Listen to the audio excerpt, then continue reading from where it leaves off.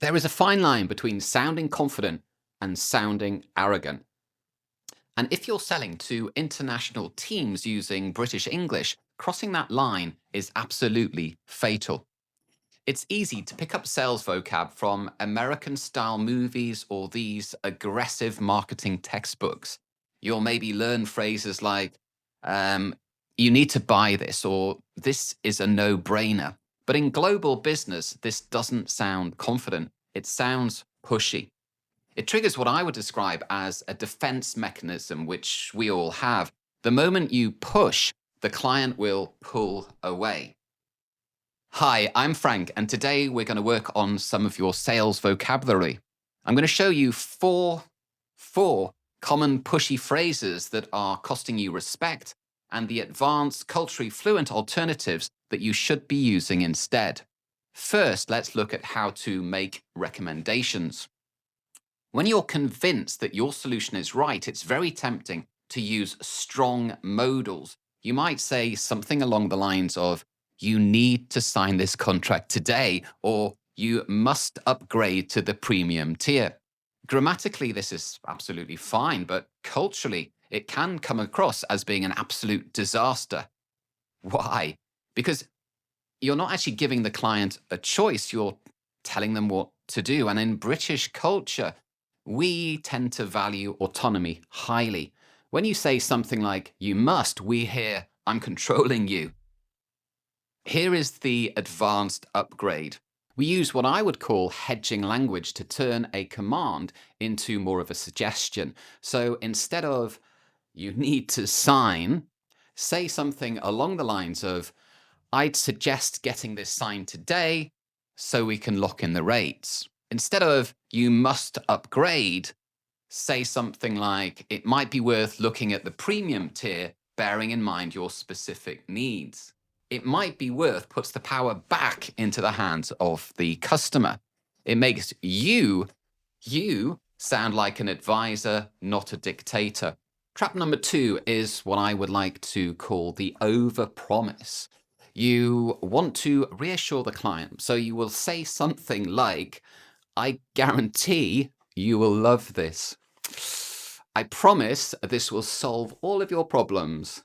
So to the native speaker, the word guarantee is extremely dangerous. Unless you have a legal document in your hand, don't use that word guarantee. British culture is generally pretty cynical.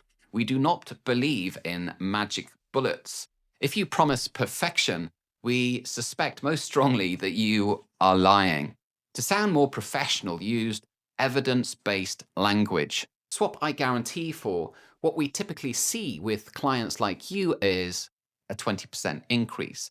Swap I promise for, our aim is to resolve those issues within the first month.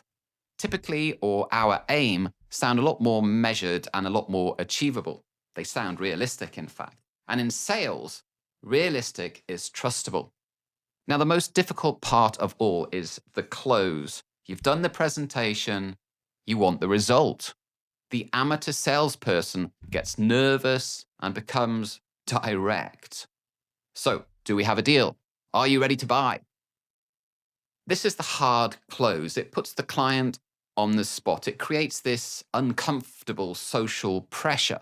Now, in the UK, if you create this social pressure, people will say, maybe, just to escape the room, and then they will ghost you. The advanced strategy is the collaborative close. You need to check alignment, not submission. So try saying something along the lines of, does that timeline align with your current priorities? Or to put it simply another way, how do you feel about moving on to the next step? So notice the vocabulary that I'm using here: align, priorities, moving to the next step. This isn't about winning or losing the deal. It's more about project management. It assumes we are already working together. Finally, a small phrase that destroys rapport instantly. When you are explaining a complex product, never ever ask, do you understand? I hear non-native professionals use this expression constantly. They mean well, of course. They want to check clarity, But to a native speaker, do you understand? Sounds very much like a teacher talking to a naughty school child.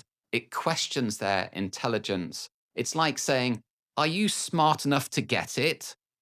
So instead, ask, is everything clear? And just to sort of double down on that, follow it up with, did I explain that well enough? This language keeps everything dynamic and equal. Sales isn't about force, it's about flow.